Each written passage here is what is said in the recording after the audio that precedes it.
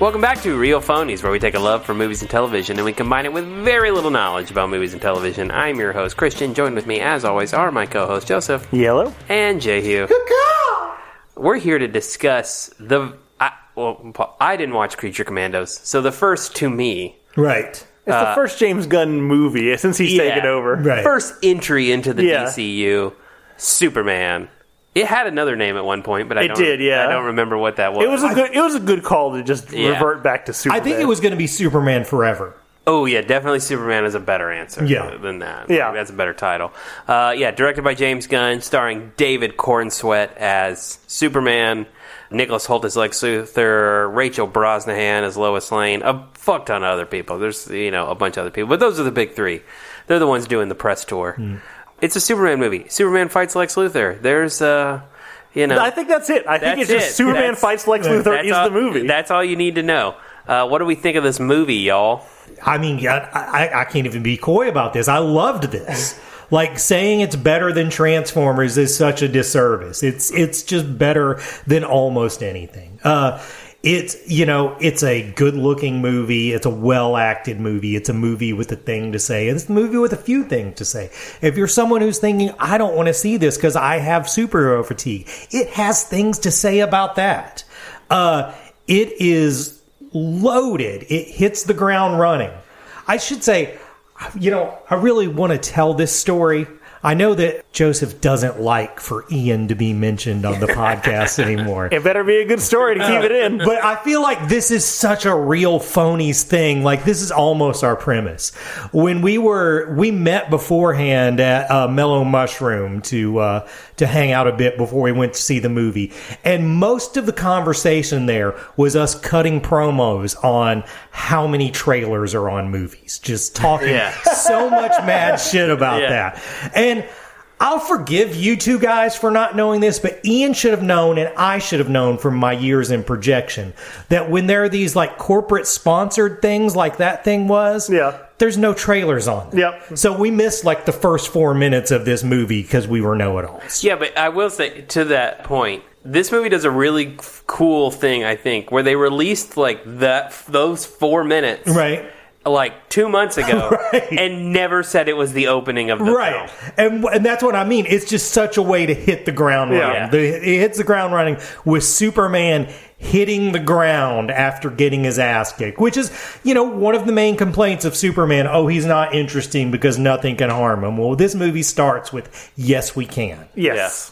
And 100%, I suspect that the thought crossed all of our minds as we walked into the theaters, like, was this like the 6 o'clock showing? Yes, I did think so. Yeah, and Ian was like, well, our seats, I was like, bro, there's 4 seats right here. Just sit down. Like, these people are watching this movie right now. Right. Just sit. We'll figure it out. You sit down. Right. If somebody came in to challenge us, we would move. But nobody did. Yeah, that was the most amazing part. That was really the most amazing. This movie's phenomenal. It's really, really great. There's tons of things to say that I'm sure we will, like in spoilers and stuff. But the biggest thing that I walked away feeling like, I walked out of the theater in an emotion that I don't know the last time I felt, but it reminded me a lot of walking out of Raimi's Spider-Man movie, which is that you're just like, oh, this changed the game. Like there was a thing before this, and now there's this thing, and you're like, this is what the model should be. Right. This is what we should be striving for. And I really don't know that we've had a movie like that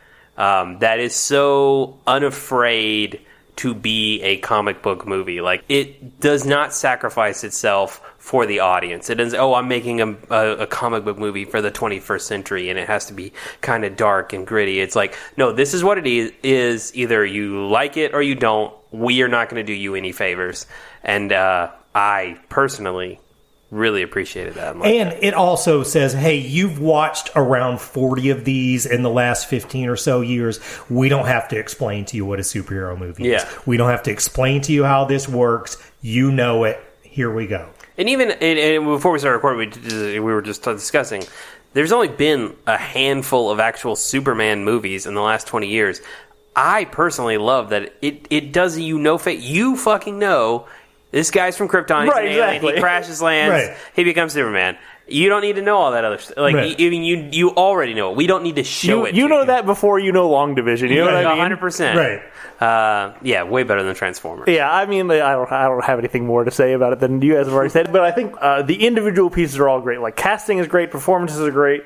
You know, I love the characterizations of, you know, the main people, your Lex Luthor, your Superman and Clark Kent and Lois Lane. Like, everything, all the pieces are right and awesome and fantastic.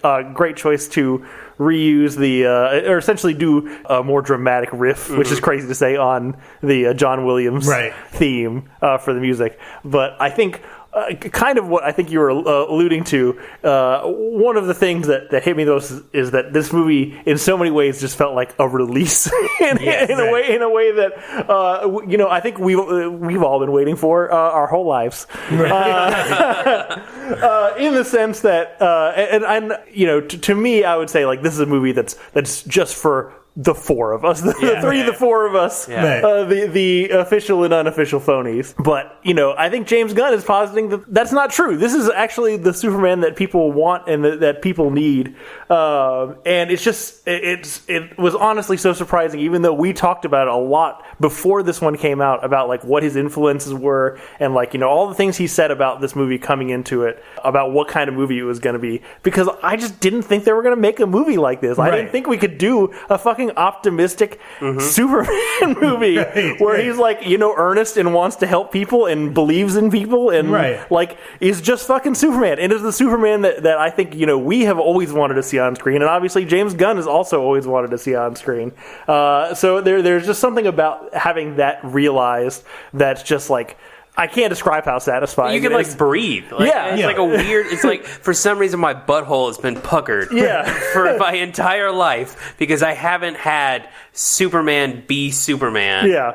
In, like, such an accessible way to the mainstream audience, and, like, you finally do, and you're like, oh wow, that's nice. Like, I always thought it would be nice, but man, it was nice. It's go ahead. Me and Joseph talked about, and we'll get to the actual scene in the movie when we get into spoilers, but we both talked about that we agreed that there was, like, even after the movie had started, it's like, man, this is good, but they're going to fuck it up. This is good there. And there's one scene that they're like, okay, I can relax. They got this.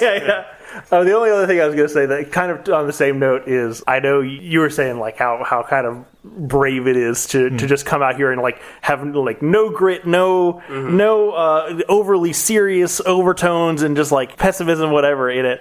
This movie reminded me of a quote from the Russo brothers when they were riding high on the Avengers train, which was, you know, if you ask people what they like, they'll say ice cream. But people don't like ice cream all the time. So in some ways, you have to give some people something that they will like, even though they don't know that they're going to like. You know, you can't just give them the thing that they think they want all the time. And I think that's 100% what this is. It's like, I know what the trends are. I know what the algorithms say is going to make money, but let me give you this, and I think you're going to like it. And I did. Yeah, and I hope, God, I just want it to be successful. Yeah, so 100%. bad. And we saw it in a packed out theater on a Tuesday night. When you look at, like, you know, the showings for this weekend, it looks like it's going to sell well. Projection, and, like, it's been a long time where I'm like, please, dear God, everyone go to the movies and watch this. My faith in humanity might be a little too tight. Might be hinging on this. Before I started seeing some positive reviews coming in and the Rotten Tomatoes score was good, my initial thought was, dumb people think they're too smart for optimism for this movie to be successful. And I'm still not sure that won't happen, but I want to be wrong about that. I mean, here's the thing. I think the loudest corners of the internet that have been driving a lot of these decisions might feel that way, but I think your four quadrants are going to be fucking into it. That's my prediction anyway. I am hoping you're right. I need you to be right. Yeah, I hope so. And I think, just we as a people, like, in people always, everything's got to be fucking political nowadays. Like, it's not political, in my opinion, to say, we just need something hopeful and nice and optimistic. Like, regardless of your political persuasion, you need a breath of fresh air. And this is like 2 hours and 10 minutes at the movies.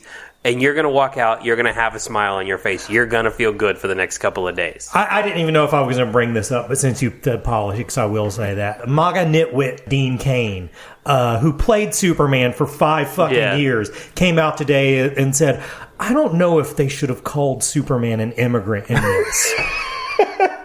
Like, guys, first of all, I don't even like to use this baby talk word. Like, I don't like to say woke. You know, first of all, because the kids don't even fucking say it anymore. Yeah. Talking about a woke agenda is like talking about the cowabunga dude agenda. Like, it's not a thing anybody says anymore. But Superman hasn't gone woke. He's been an immigrant since day one. Literally the beginning. Just if you just realize that because this movie said it out loud, then I don't know what to say for you, man. Especially I'm not going to call you dumb, but you're definitely not paying attention. Really insane for a guy who played Superman for 4 years. Right. Yeah. So spoilers? Spoilers. Yeah, better than Transformers. Absolutely better than Transformers. You can stop listening, go watch the movie, listen later. Like, it's just so good. Go to the movies. One thing I really wanted, before we got into anything super specific, what I really want to talk about, that Jehu, you kind of referenced a little bit, is this is a great looking movie. Yeah. Yes. Like the production design, everything, one, it's very bright, and I think that's saying something all in itself. But two, one thing that I think it really balances really well is that there is a little bit of retro kind of 1930s 40s early action-y comics vibe to it, but there's also a lot of current futurism. There's retro futurism in there. I turn to Joseph every time I see these fucking robots, I get excited. I was say it's not like what we've seen from the Fantastic Four movie where it's obviously Tomorrowland inspired. Yeah, 100%. Everything mostly looks like it does here, but 100% there is just a vibe of the retro the retro technology. Well, I thought to myself, how did they balance all of those things, right? And then I was like, fucking Superman the Animated Series. Yep. Oh yeah. This is very much a live action Superman the Animated Series. Well, and also, you pointed out that one of the things James Gunn did was everybody on staff had to read All-Star Superman. And there's a lot of that in All-Star Superman too. It's very Silver Age, 60s inspired, but let's treat this with today's seriousness. It's not doing it as a nostalgia riff. It's doing it what would this be like if we did this right now? And I thought that was great. Yeah, even going back to Super, I always think about Lois Lane's always wearing a pencil skirt and a blouse in that show, right? All the time. And in this, Jimmy Olsen is very clearly wearing a 1960s bomber jacket 100% throughout the whole movie. But yet it still fits when he's riding on Mr. Terrific's spaceship. You know what I mean? It's such a hard balance. I would have never put that together, but that's a great point. Speaking of Lois Lane, Rachel Brosnan is Lois Lane, right? Fucking phenomenal performance. I'm going to say you hated it. I was not a fan of that. I was afraid to tell Sarah about it because she has Sarah hates all women, but she has a particular beef with this woman. But I think she's going to like her. I know I really liked her. That has to be the definitive Lois Lane performance. Again, thinking about it in my car after, I'm like, golly, that's fucking Lois Lane. It's so good. And man, this is something I'm stealing from something I saw on the internet, but casting from chemistry is the way to go. Oh, sure. These looked like people who wanted to bone down. I saw a side-by-side picture of the two of them with, why can't I think of anybody's name? Henry Cavill and... Oh, yeah. Amy Adams? Amy Adams. And one of them looked like people these people are about to make out, and the other one looked like he's taking her into custody. I did watch a scene of the two of them, Amy Adams and Henry Cavill, today or yesterday or something, and it's just striking the lack of chemistry that those two people have. And those are both actors I really like. They just didn't have a spark. Well, it's talking about spark. The third person in that triangle is Nicholas Hoult. Just unreal as Lex. I mean, what a performance. Who of us hated him?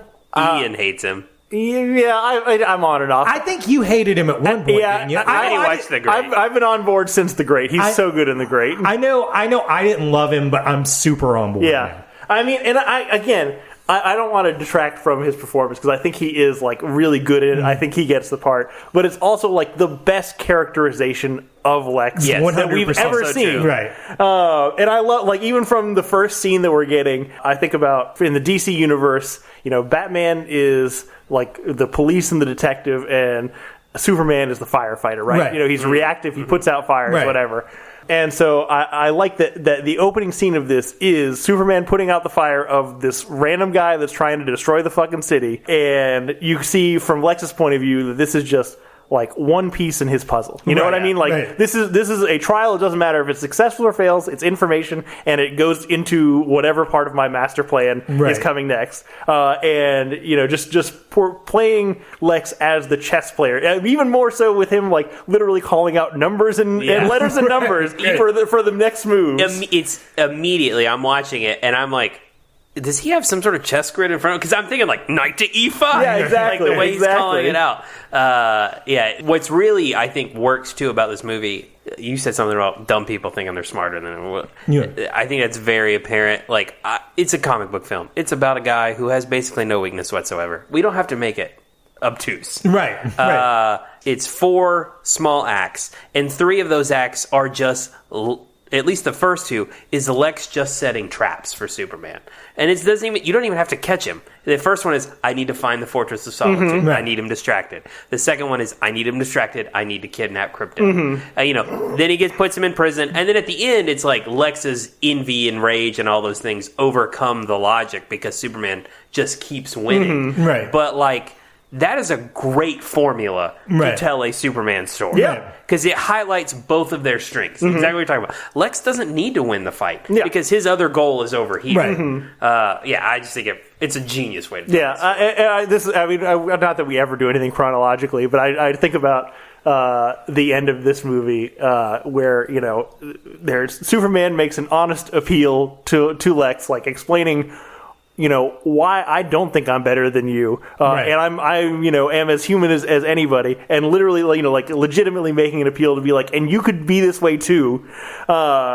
And then on the flip side, Lex has spent this entire movie comparing himself as what he considers to be the world's greatest man against, this average Kryptonian monster that's come onto the planet. And like that's been the comparison he's been drawing on his head. And then you find out that he's not even stronger than the world's or Krypton's worst dog. And it's fucking great. It's such a great comeuppance. I do like the exact power level that they give Superman. Because he can, they make a point of saying things, he can only hold his breath for an hour. So this isn't the Superman who can just fly through space. He can get knocked down. He almost reminded me. He gets knocked down a lot. He gets knocked down so much and gets back up. But it reminds me a lot of the Superman animated power level. It's about that same power level.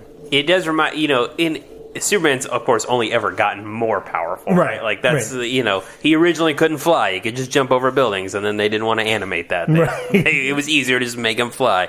Speaking of, flying effects look great in this. Incredible. 100%. Super good.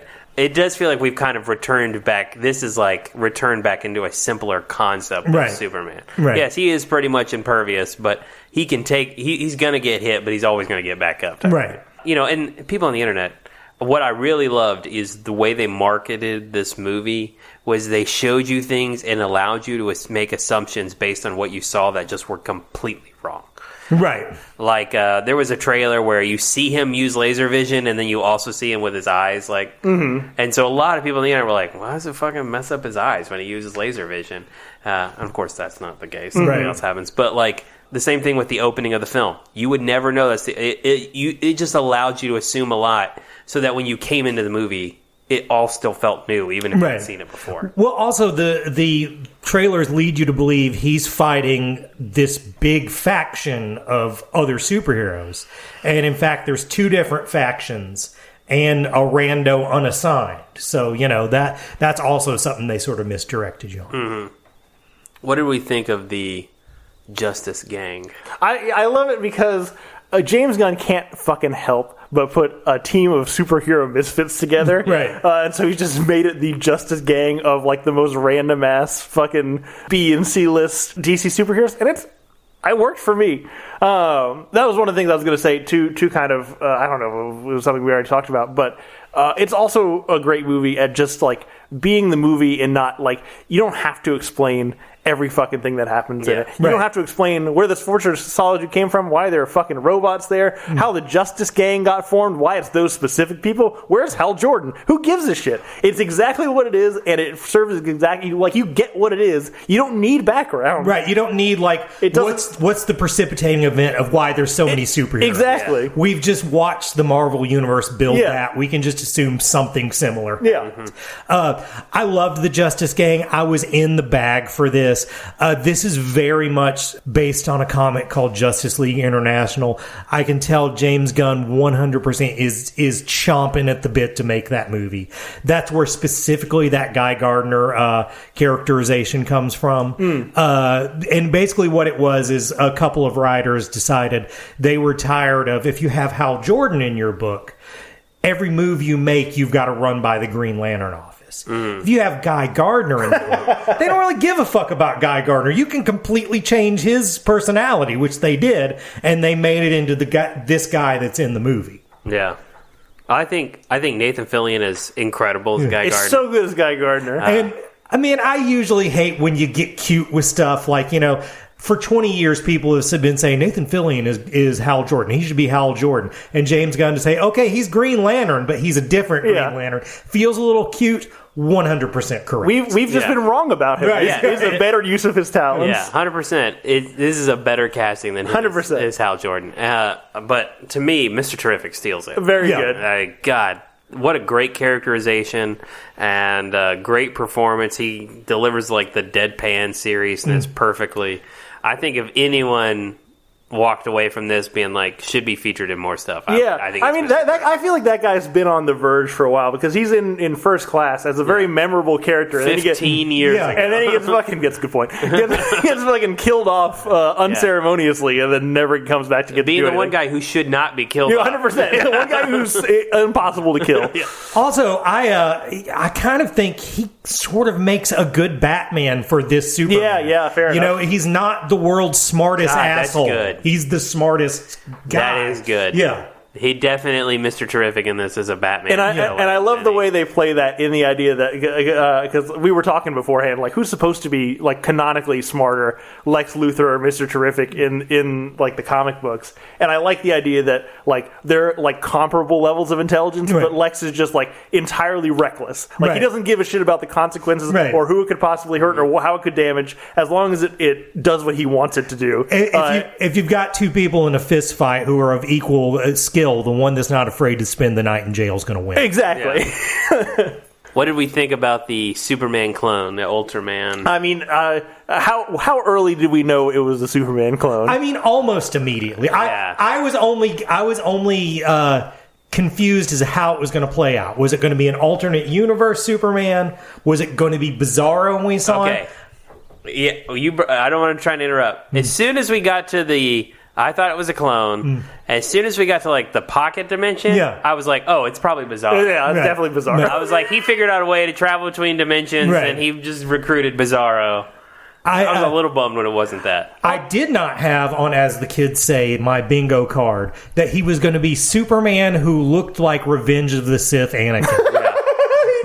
I kept waiting for Superman to say, "It's over, clone. I have the higher ground." Yeah. You know what's funny is David Cornsweat's like a huge fucking Star Wars fan. All right. Yeah.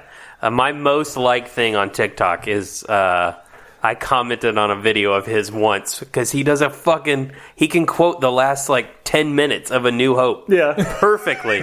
And his Harrison Ford is so goddamn good. Like, it's really good. He's a big Star Wars fan. So it wouldn't surprise me if he's like, can I look like Anakin? Right.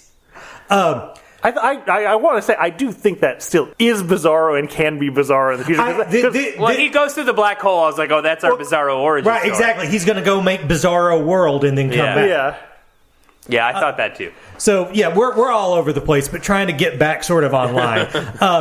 Superman, we find out that this, we visit the Daily Planet. We find out very soon after that this Superman has already revealed his identity to Lois and is dating her, which I think is a good move. I think, although I am someone who believes in the glasses, I also think don't get too mired in the muck of the glasses. What's true about the glasses, too, is I wouldn't say it's a complaint. I would have liked to see more Clark Kent in this movie. Yes. Well, I would have too. He's Superman for 98. I agree and disagree, because my rebuttal is that the Superman we see is not his public-facing Superman a lot of time. It's like his little private Superman, which is just Clark Kent again. Yeah. It's Clark Kent in the suit. I would have liked to have seen more of his public performative Superman to see what that looks like. Especially because I think David Cornsweet's really good. Right. I mean, look, it goes off the rails quickly. But at the beginning of his interview with Lois, I love the Miss Lane. Yeah. It's so fucking changes good. His voice, changes Incredible. his posture. Awesome. Well, when he does the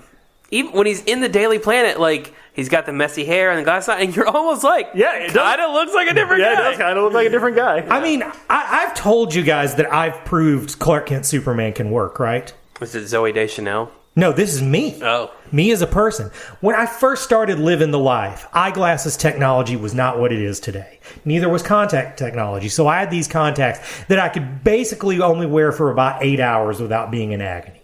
So if I was doing something before or after my shift at the theater, I would wear my glasses at the theater. And these glasses at this time were so thick. They were just, you're looking at me right now. I got some pretty fucking thick glasses on right now. These are nothing to these. And they'd change my posture. They'd make me greasier and sweatier. And this was helped also by, there was this kid named Brandon Moreau who worked there who looked a lot like me. So much like Superman sometimes does with robots or Martian Manhunter, I could be standing right by myself. So people literally thought I was two different dudes. And even a woman who I ended up dating at one point thought I was two different dudes and didn't fucking like the guy in the glasses. Thought he was a creep. So I'm a big believer in the glasses. Yeah. I think it works. But I would have liked to see more of it, because I do think he pulls it off. It reminds me of in the original Superman film when Clark reveals himself to Lois and he stands up straight. I mean, gains fucking 4 inches. Yeah, because he's so slumped over. Changes his posture. I would watch a mini series of just short little vignettes, maybe 5 to 8 of them, of Lois trying to prove that this Clark was Superman. Yeah. Right. I think that would be fun. I would too. The bit too, not to, again, we're jumping around a little bit here, but the when they're in the Hall of Justice and guys about the hypno glasses, that whole bit is great. Yeah, that is totally. By the way, this movie's funny. This movie is funny, which you expect that from James Gunn, and some people almost that's a detriment for them with him. But I don't, again, I don't think it's like Joss Whedon where the humor is just so fucking cute. Well, the jokes hit. Right, the jokes hit. They're not all just self-referential. They're not just there's a vampire, but there's also vampires in movies. It's not shit like that, So then we start to get into what the plot of the movie is, which is Superman's interfered in another country to save lives, and that's part of a plot Lex has against him, and it's, what he uses to turn the government against him, or the first part of what he uses to turn the government against him. And we were talking about this after the movie. That's essentially the same plot as Batman versus Superman, just not shitty. Yep. Yeah. And makes sense the first time you watched it. You don't have to watch the extended version to understand that that's what the plot of this movie is. Well, and that's such a great, again, reminds me back of the marketing thing of it presents something and then it kind of flips that thing on its head. Because when you get to the end and Lex says the bit about I did that to get to you, I was like, God, that's good. Right. He's it wasn't I didn't do this to make the government or whatever. It was I did it to go after you. God, it is 100% such a great characterization that it's I'm presenting it as pragmatism. I'm presenting it as xenophobia. Yep. I'm presenting it as all these things that are, when it really is just, you made me feel small. Yeah, 100%. I should be the star, but you are. Yeah. Again, going back to this, I think it's the Justice League, but Superman the Animated Series and its extended universe. It's one of my favorite episodes of that show is Lex builds a city for the poor to and it's free everything, free food, electricity, water, whatever. And anybody can come in and it's just like this huge humanitarian project. And he builds it just so Superman will fucking destroy it based on his suspicions. So it looks bad for Superman. It's incredible. Yeah, this guy watched a lot of 100% DC animated stuff. It's good shit.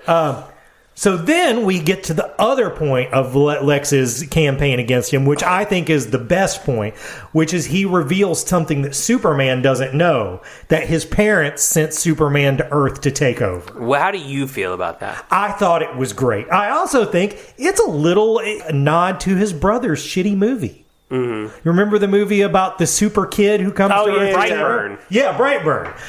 But, I think by the time we get to that point in the movie, he'd earned it. He'd earned to take a wild change. And it's always something, if they want to use Krypton at a later date, that they can find a way to retcon. So I think for the purposes of this story, it was great. I mean, I know Jor-El has historically been on the more high-minded of the Krypton, but as far as I understand, Krypton has a pretty wide scale of moral values in the comics history. So 100%. 100%. Yeah, I agree. I think he earned it. I think also that it's an easy fix. You can just be like, oh yeah, Lex lied. You can say that. That's or fine. You can say there's a third part of this video where, you can go here and take over, but you can also not. Yeah, there's lots of outs there. But I also think, of course, it's a direct referendum on all the evil Superman shit we've had. 100%. Homelander, Invincible,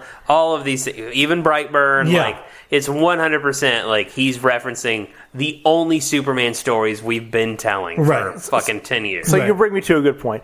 In the sense that I think so many of the plot points in this movie are direct rebuttals to some other stories that we've been telling about Superman knockoffs or just superheroes, period, in general.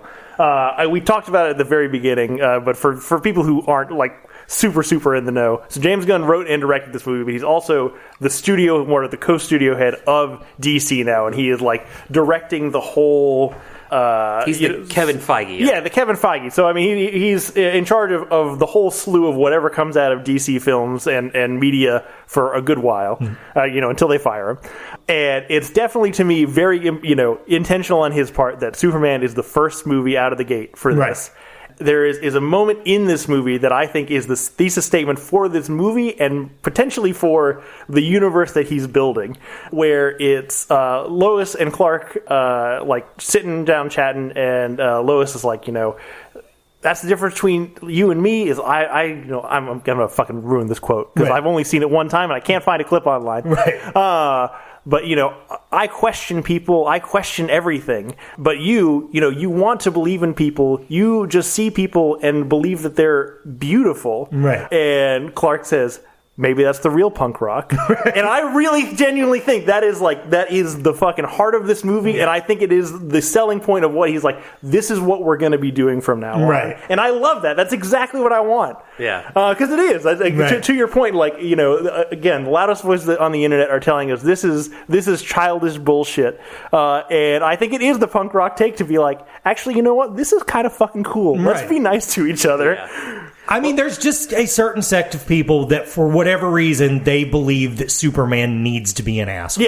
And I think it says more about you than it does Superman. Well, it's such a great, not just I guess rebuttal or whatever, but it's such a great of this is what makes him special. You've seen Homelander for the last 8 years on this fucking TV show.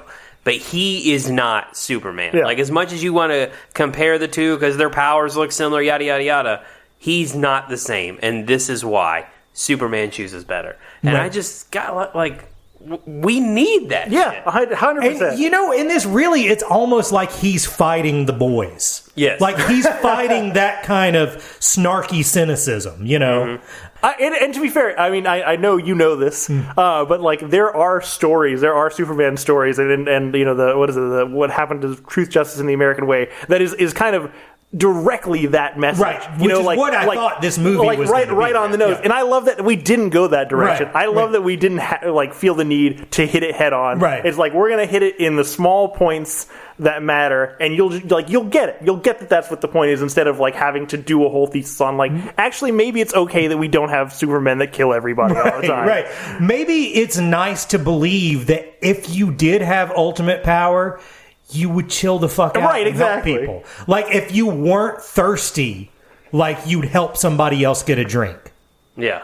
So that scene, it takes place in the best scene, right? Yes, it takes place. Does. The scene I was talking about earlier, where I was just able to relax. Superman, after the world turns on him because they find out he's been sent to Earth to take over, he just goes to Lois's place and he sits down in front of a window, dejected. And there's this big superhero fight against a monster outside of a window that takes place the entire time. Him and Lois are having this conversation about the bad time he's having, and it's just fucking perfect. It's really good because it is. I think again, it's a scene it's a serious conversation between the two of them, and I think the beats in that hit well. I don't think the jokes outside of the room diminish the conversation and the inter-character dynamic. But yeah, then there are just bits in the middle where you laugh because there's some funny shit happening in the background. And it also, I think, when I said earlier, this has sort of commentary on superhero fatigue. Yeah. Nobody seems to care that these superhero fights are going on. Nobody gives a shit. They just stand there and watch them. To me anyway, it's another subtle world building thing that I love about this movie. In that it's one of the big dilemmas of Superman that people who think that he's overpowered don't quite grasp, is that if you're Superman, how do you decide what things to do? Yeah. When you can do everything, when you can be anywhere and save anyone at any time, how do you decide which people to save where and when? And also, how the fuck does that ruin your brain, And I love that we've included this Fortress of Solitude, and we've just seen him being I'm fucking tired. I need to sit down. Yeah. That's great. I love that shit. That scene is the best scene in the movie. Yeah.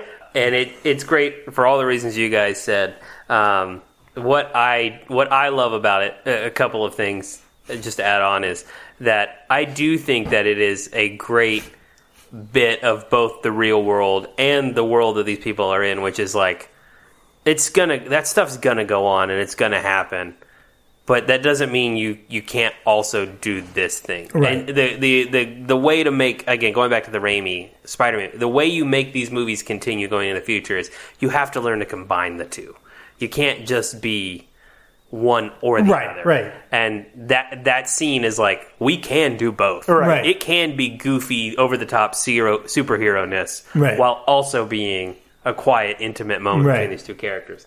But the other thing that I think is great is that scene is the first picture we saw of Superman. That's true. And you see him you think he's putting on his boots and he's about to go fight and he's worn and dejected and all this stuff and he's going to go do this thing. Turns out it's the exact opposite. Yeah. And again, great. Right. What a great way for us to introduce that character to us and let us develop our own opinions of things. And then you still show me the exact same picture and now I have a completely different interpretation of that moment. It's really, really good.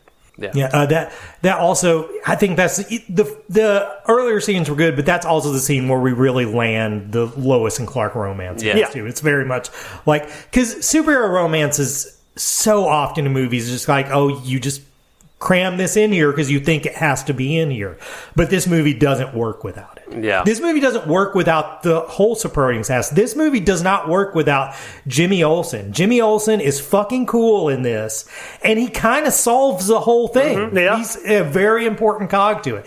I don't know the actor's name who plays him, but he's the son on Righteous Gemstones. He plays kind of the same part, a guy who's kind of oblivious to how much everybody likes him. I thought that kid was great. Yeah, I can't think of his name. I did know it. I'll tell you one of my favorite things about this movie. I fucking love that Ma and Pa Kent are just fucking regular ass people. Yeah, they're not some they're not aging movie stars. Right, they're not some archetype of salt of the earth, Sure. but really have all the wisdom that all the rest of us right. lack. Yeah. They're just people who watch TV and do their jobs and stuff. And I think that's actually who I feel like should raise Superman. Mm-hmm. That's who teaches him the values of, if you're raised by common people, why wouldn't you want to help common people? Yeah, I didn't. Yes, the Pa Kent scene is the worst scene in Man of Steel. 100%. Right. Absolutely. Jonathan Kent dying in Man of Steel is the worst scene in that movie. But I didn't hate Kevin Costner. Right. No, I didn't either. In that role. And I think they have a good relationship. But, I had never thought about it this way. Yes. And now that I have, I do hate it. Now that I have seen what it can be, I'm like, fuck, that is so much better than your dad being Robin Hood or the dude from Dukes of Hazzard. Again, I like Smallville, but it's a very similar, approach. Right.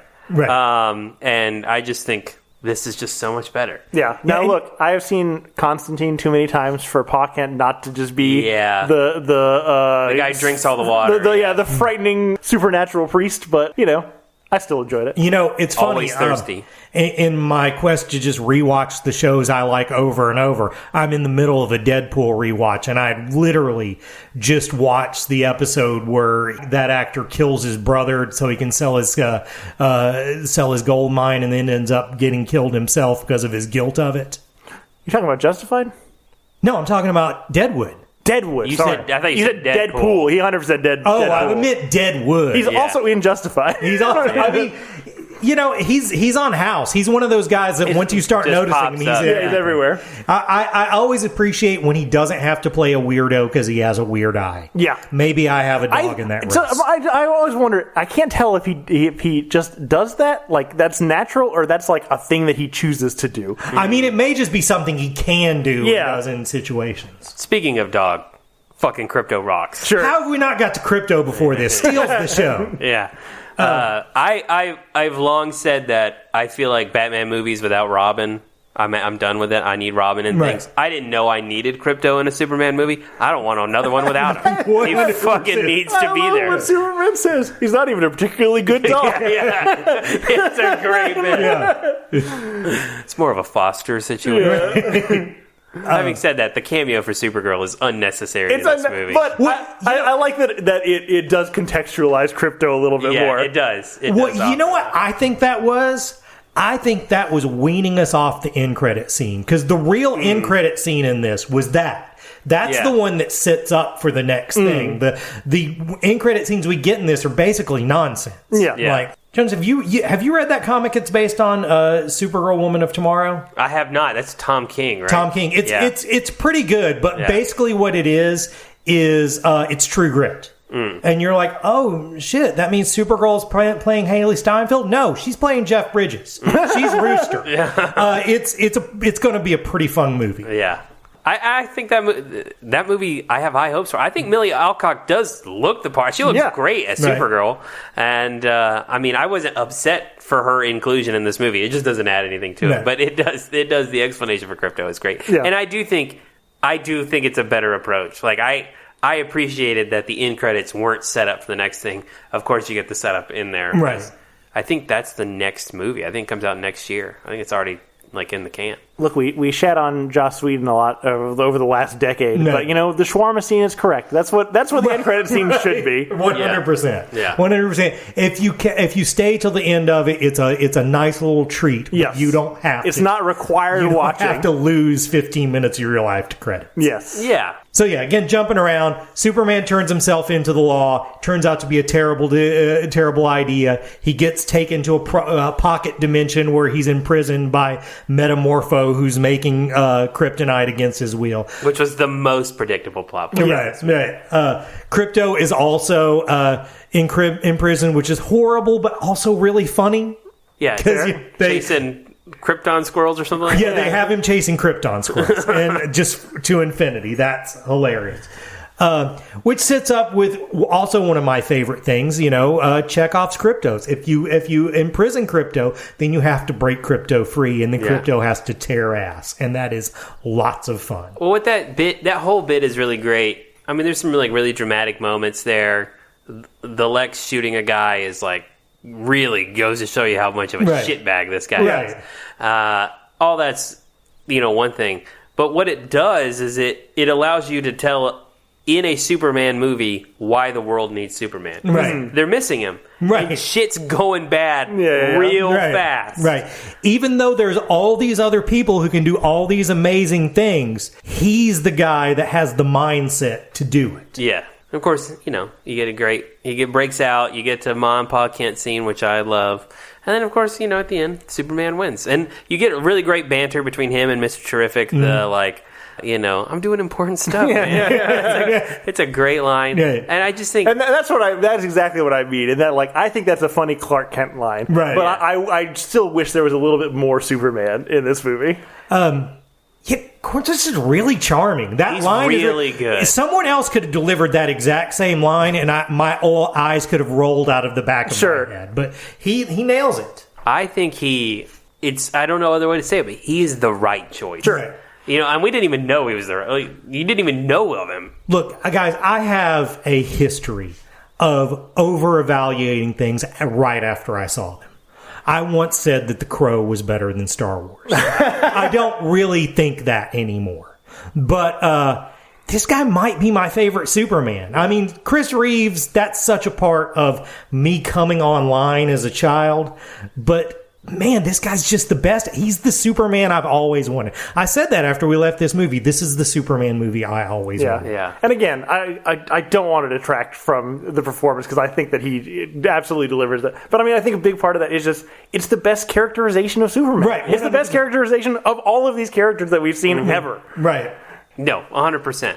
It's definitely not just him. Yeah. For sure. Again, the big three to me, and I'm not taking away from all the side characters. They're all great. They all serve importance, but those three work so well together, and they're such great versions of their characters. And James Gunn just has the right, perfect vision. But with him specifically, watch the interviews, watch the media, and you're like, oh, this guy gets it. Man. Yeah. He is saying all the things, like we talk about with James Gunn. Yeah. James Gunn said all the things leading up to it that you wanted to hear the director of Superman say, but you're like, I still don't think you're going to do it. But David Corn said saying all these things, and you're like, good God, man. He gets it. For example, they're making Superman. While they're making the movie, they announced the Clayface movie, and they announced the Lantern Show. Right. And both of those things are in production now. Right. And he gave gifts to the cast of those shows, and you're like, this motherfucker is Superman. He doesn't have to be the quarterback of the DCU, but Superman is. Yeah. Right. And he's living up to it. Right. I don't know, man. He's so good. On a casting note, everybody in Hollywood should fire their agent and get whoever Isabella Merced's agent is. Yeah, God, she's working. She is working, and it's just hits so far. You know what? It's just big. Well, Madam Web's in there. That's a good point. But things that are in big things in front of a lot of eyes. Yeah. Just having a good few years. I mean, certainly, she's been in three things that I genuinely... Yeah. I didn't love Last of Us Season 2. She's by by far the best part of it. But, the last 2 years, she's been in a bunch of shit that I genuinely really, really liked. She's doing good for herself. Yeah. From Dora the Explorer to... I know, right? Do we have any other Superman thoughts, guys? I really like the part where he saved the squirrel. Sure. Yeah. I don't think we mentioned the big kaiju fight at all. There's a big kaiju fight, and I really think that might be, me and Ian talked about this after this, that might be the dividing point with us and the other half of America. There's going to be people that believe that Superman would save the squirrel, and there's going to be people who think that's stupid. And if you think that's stupid, me and you probably shouldn't have dinner. Yep. Yeah, I mean, I had this conversation with a guy at work today, because I don't even know how. They did one showing on Tuesday night, but a lot of the movies fucking leaked online today. Oh, really? Yeah, and he saw the clip of the kaiju fight, and he thought, he's like, it's just so jokey. And I'm like, man, you gotta watch it. I was like, you're watching one scene, you haven't seen it in context.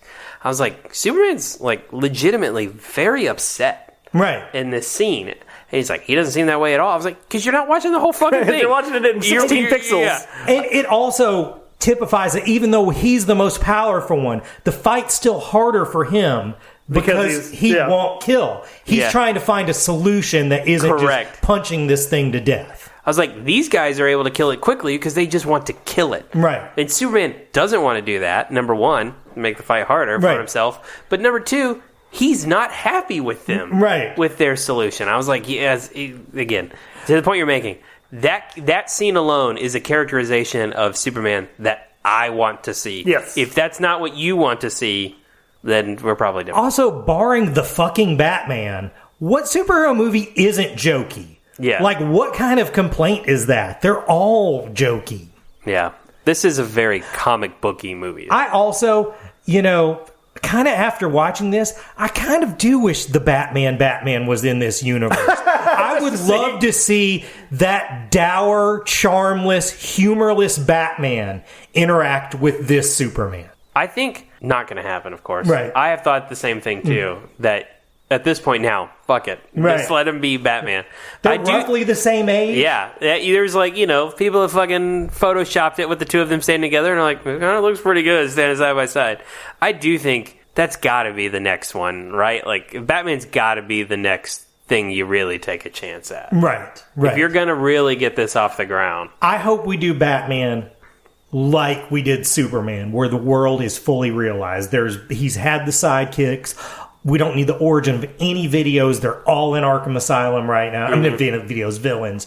Like, we hit the ground running with Batman just like we did. I'm sure we are. I will put $50 down right now that, and I'm not counting any Matt Reeves Batman sequels, but the first James Gunn Batman movie is going to have a Robin.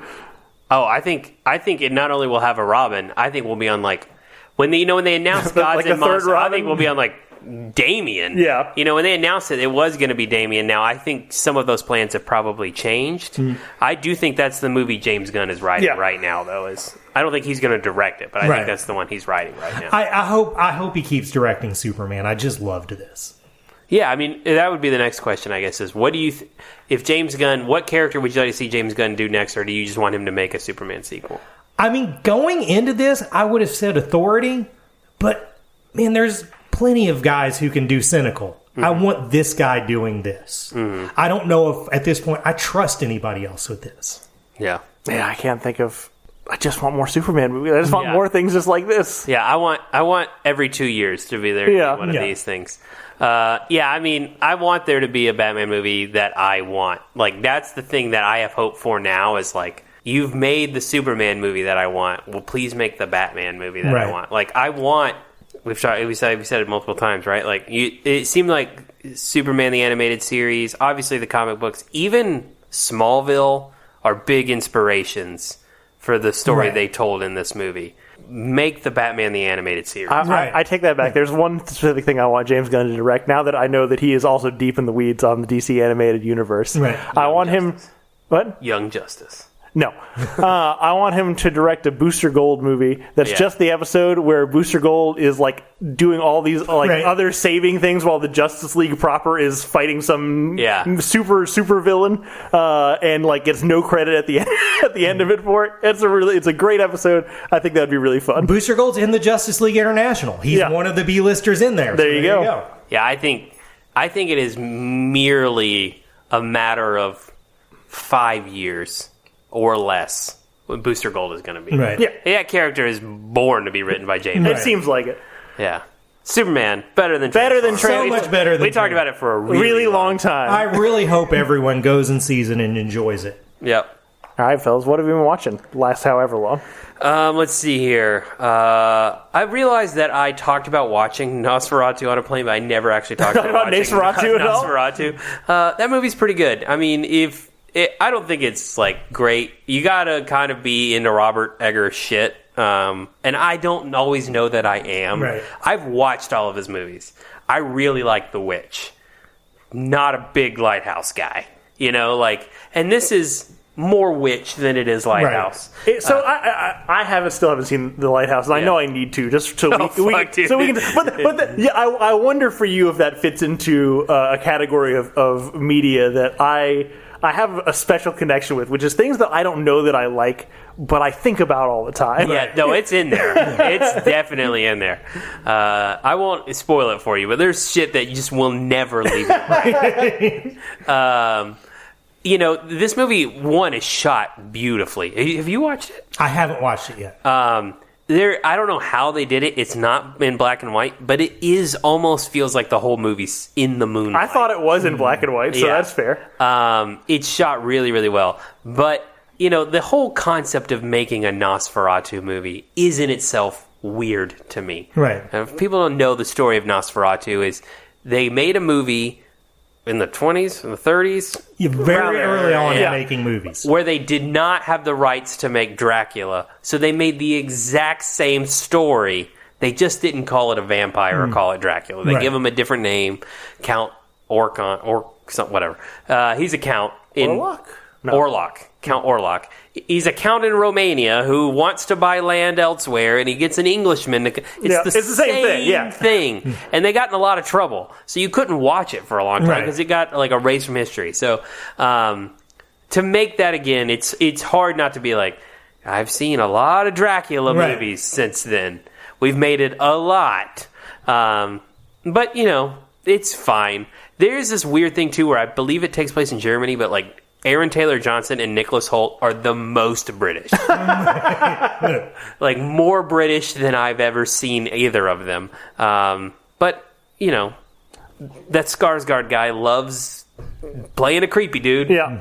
I will say, I think everybody on Earth, in the same thing, before they know how to add things, knows what a vampire is. Yes. Right. But I don't think a lot of people are familiar with like the actual story of like the novel Dracula. Right. Yeah. And so in that way, it might not be as played out as just like a general vampire story. It's very faithful. Yeah. You know what I mean? Like, besides the name changes and location changes, like, it is beat for beat. Right. Dracula. It's better than Transformers. Yeah. You should watch it. Again, if you haven't watched Robert Eggers' other stuff and you're like, man, this is a really talked about director, I'd like to try some of his stuff, do this one first. I don't think it's as scary as The Witch, because The Witch has some pretty fucking weird parts in it. And it's not nearly as weird as The Lighthouse. Right. So I think it's a good entry point. Also, since the last time we recorded, I've watched not one, but 2 documentaries on the Titan submersible implosion. Both Max and Netflix put one out, and they're different. And surprisingly, I think the Max one is better, just because I care more about like the science of the thing, like how did it happen and stuff like that. Right. And that's the focus of this one. The Netflix one is all about Stockton Rush just being like wildly insane, just total disregard for human life. But if you're like me and you're kind of somewhat interested to find out how those 5 billionaires turned into goo, they're worth a watch. Do the Max one; it's better. All right. That's it. Also, I should say on the Nosferatu thing, if you've never watched it, Willem Dafoe has made a different movie about that movie. He made a movie about the making of Nosferatu. You're right. Yeah. It's pretty damn fun. Yeah. Okay, so the last time we were together, Christian Jones, you talked a couple times about having the same opinions as the worst people on earth about a couple of things, which I have a feeling that episode will probably come out after this one. So I'm actually referencing the future. Time is a flat circle. It's already out, baby. Oh, it is? Yeah. Oh, no shit. Okay, then never mind. Boy, am I going to be doing a lot of that this week. Okay. I watched Captain America 4. Nobody gave a fuck about this movie. Nobody in this movie. It's a fucking chore to watch because you can tell no one in it cares about it, except for Tim Blake Nelson and Carl Lumbly, who are great because they care about this movie. But, we just watched this movie with like pocket universes and portals and shit like that. And because the people making it cared about it when they said that shit, it made sense. Yeah. If you don't care about that shit, it's just fucking word salad. And particularly when Harrison Ford is on screen. He seems like someone who doesn't speak English and is just saying his lines phonically. Yeah. Like he has no clue what he's saying. He has no ability to convey it. And particularly after seeing Superman, just let's just don't make these movies if we don't fucking care about them. Yeah. If nobody in it wants to make them, if the director doesn't want to make it, just don't fucking do it. Because you're wasting your time, you're wasting our time, you're wasting everybody's time. As far as the question that the worst people on the internet have about it, should Anthony Mackie be Cap? Here's the thing. He needs to decide what he's going to do with it. Like, he needs to decide either is he staying with being sort of the smart ass, the sort of wisecracking sidekick, or if he's going to be more stoic. He's not very good at being stoic. When he tries to, it comes off sort of Adam Westy. I think I've said on this podcast before, they shouldn't have followed the comics. He shouldn't have been promoted to being Captain America. He should have been promoted to being Iron Man. He's perfect for Iron Man. Then you promote Bucky to Cap, and you still got that dynamic of those two guys. That would have been a good call. Which is one of the best things in the MCU. If that was what the next Avengers movie was going to be, God, would I be excited. Would be fun. I also think when you make these movies and don't give a shit about them, it hurts other movies. You know, I haven't seen it, but by all accounts, Thunderbolts was great. But I think nobody saw it because they saw this movie that nobody gives a shit about. Worse than Transformers on this. But that said, this movie is just not good. Yeah. I'm not going to go as far as to call it bad. I'll save that for the next thing. Before we get on to the next thing, I always this is just one of the sad realities of life, that all of our heroes and things will get older and die at some point. For a long time, you know, I don't know how long of a gap it was for Harrison Ford, but you know, between like early 2000s, for a long time, he didn't do anything where he gave a fuck, you know, and he seemed just high and spaced out in the same kind of thing, just like phonetically delivering his lines for a long time. And then he was in Blade Runner 2049, and he was pretty fucking good. Right. And I'm like, have we seen the last good Harrison Ford performance? I hope not, but I'm like, does he still got it? I don't know.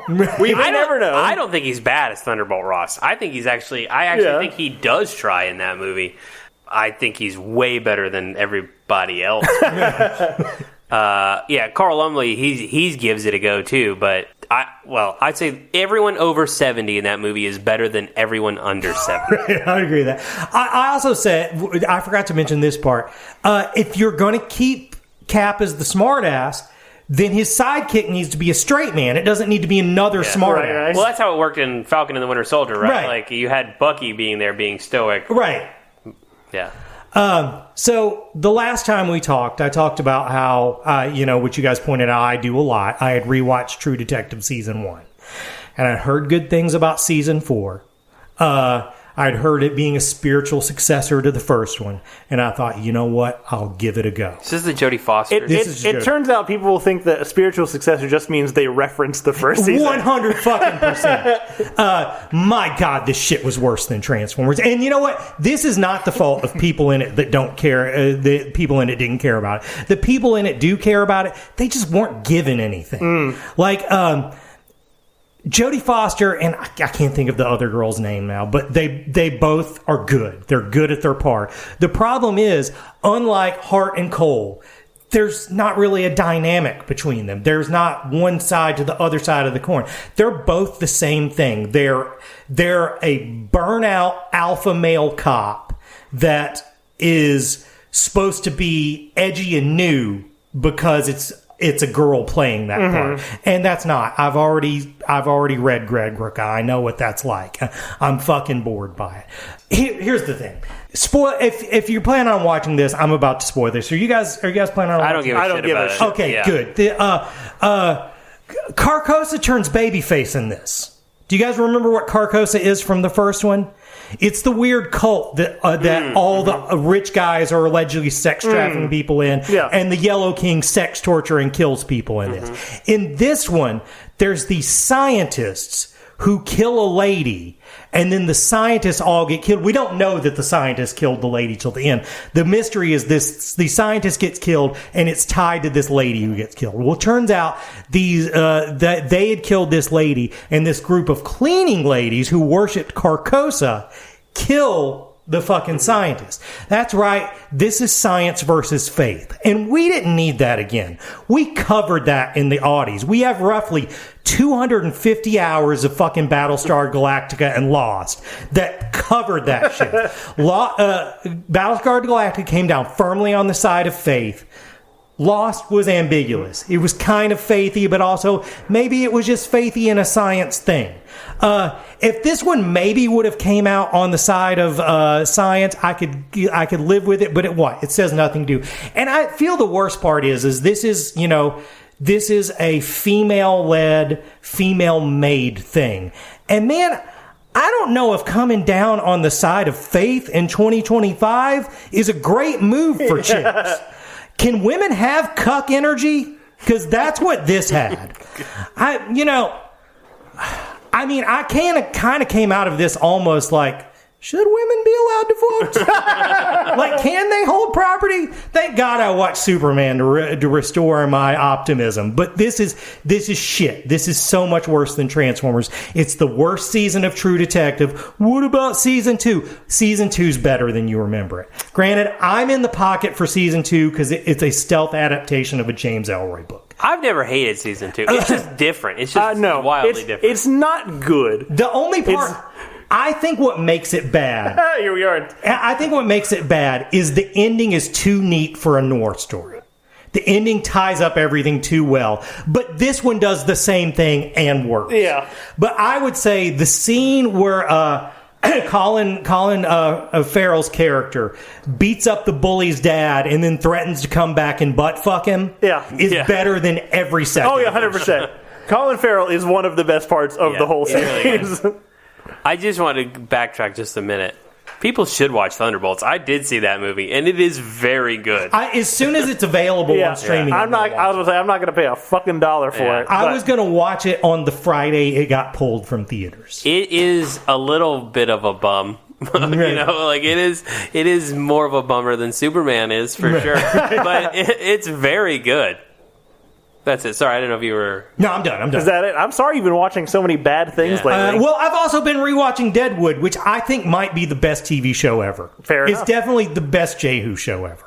Fair enough. So you mentioned it actually a little earlier, but we did bury the lead a little bit on James Gunn taking over the DC Studios, because the actual first thing that he made was an animated series on HBO Max called Creature Commandos, and guys, we slept on that shit.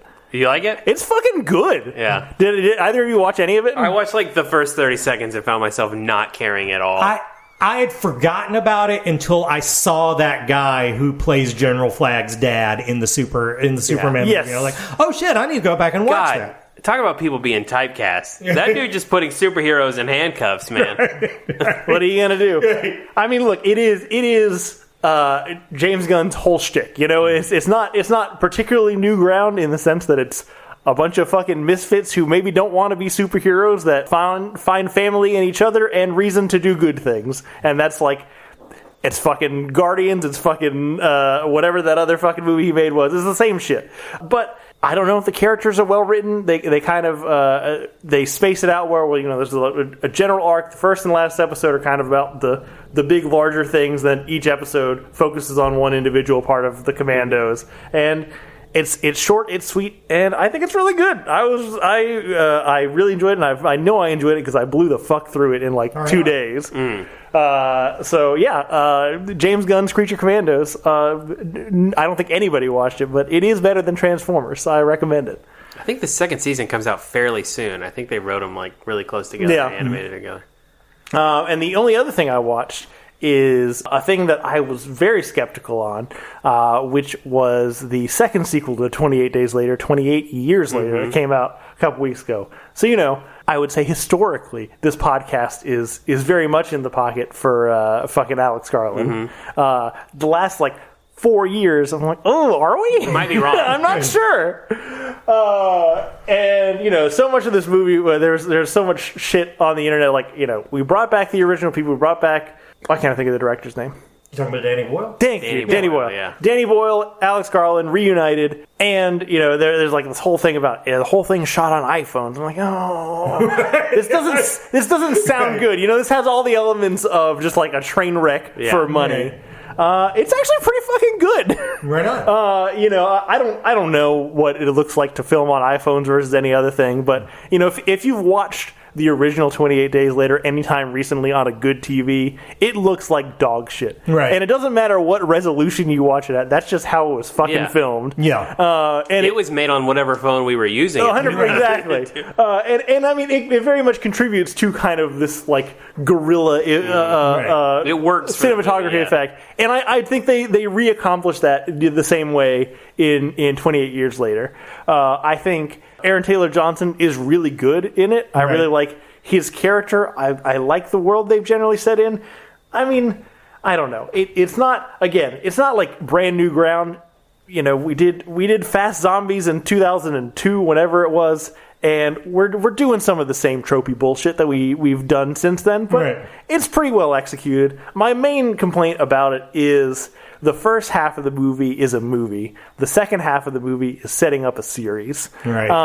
And I do fucking hate that. Please just make a movie that is a movie. Right. But I mean, otherwise, and maybe it was because my expectations were really low coming into it. I would convince myself that it's like, this is going to be dog shit. But I thought it was pretty good. I was really delighted on how much better it was than I thought it was going to be. So, if you like a zombie movie, if you like a Danny Boyle movie, you just want to relive it does, again, both in just like cinematography and score and just general vibe, it does kind of capture that like dark freneticness of the first one. So if you like that and you want to see it again, 28 Years Later, better than Transformers. I'll just rewatch Sunshine. Look, Sunshine's good too. Yeah.